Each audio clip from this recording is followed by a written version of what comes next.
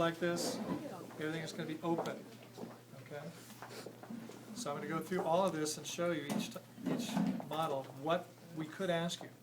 Obviously, there's a lot we can ask you on this. There's only going to be 3 questions on this and 3 on the other one.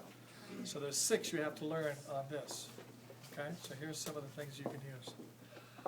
First of all, don't forget you can use what is this thing over here called? Thoracic duct. This is the thoracic lymphatic duct, right here. We can ask you any of the structures within the vascular area, all the way up here, all down through here. I'm not going to go through them, but well, maybe I will. Superior vena cava, brachial cephalic veins. As soon as you have the internal jugular here, it becomes the subclavian.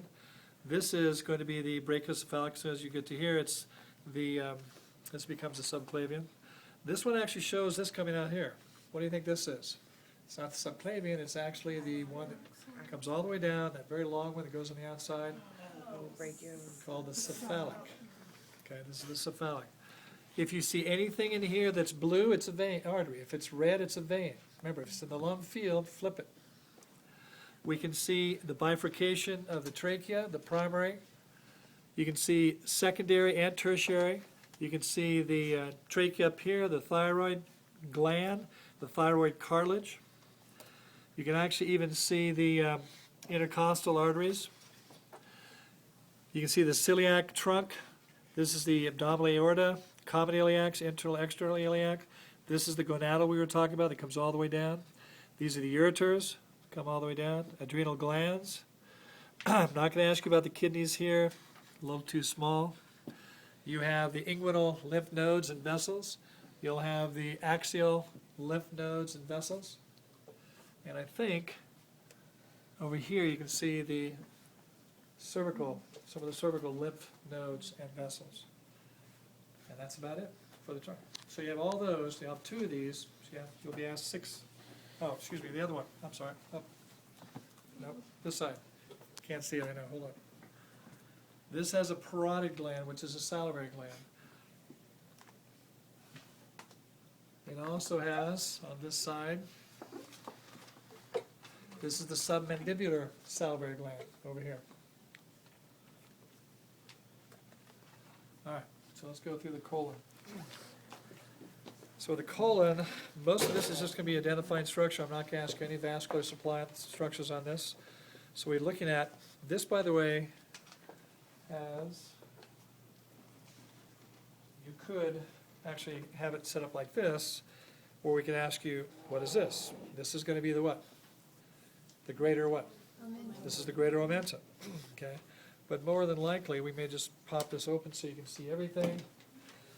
And we'll start with the appendix to the cecum, this white structure right there. Here's the ileum, here's the cecum, so that white area is the ileocecal valve. Here's the ascending, what do we call them? Ascending what? I thought there was a word beside this. All right. Ascending colon, transverse colon, descending colon, sigmoid colon, the rectum, and the anus. You have the right colic or hepatic flexure. You have the left colic or splenic flexure.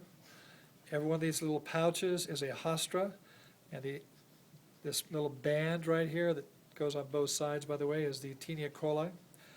This is referred to as one of the mesenteries, and this is this is the mesocolon that comes across here. This is literally the peritoneum that holds the structure together. And that's about it.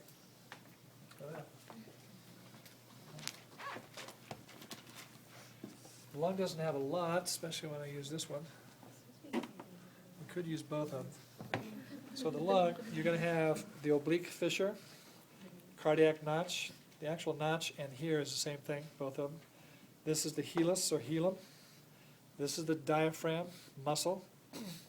What's this structure here? That's the spleen, because it's on the left. And over here you have the horizontal fissure along with the oblique, but here's a horizontal fissure. That's all we can ask you on the lungs. One of those long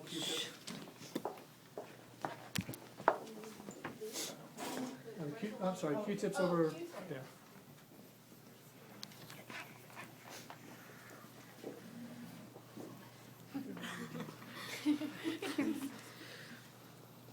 can show you here.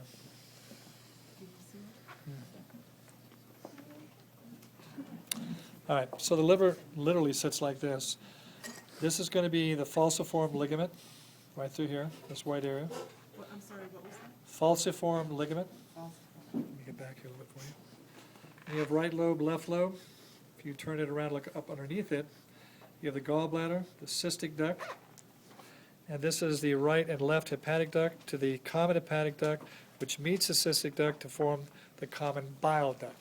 Want to go through that again? Yeah. Yeah, I can. Okay. Can you see it from over there? Yeah, like flip it a little bit down. Are you getting anything, Sarah? All right. A few hits. All right. So here's the gallbladder. Here's the cystic duct. This is the left and right hepatic duct that forms the common hepatic duct that meets the cystic duct to form the common bile duct. The common bile duct, therefore, then goes down through the pancreas into the duodenum, which you can't see on this though. All right? So those are the structures there. Anybody know what this is? That's the portal, the hepatic vein, isn't it? Is this the hepatic portal vein or is this the inferior vena cava? What do you think it is? Inferior vena cava. What do you think it is? Whatever's correct, that's. Inferior vena cava.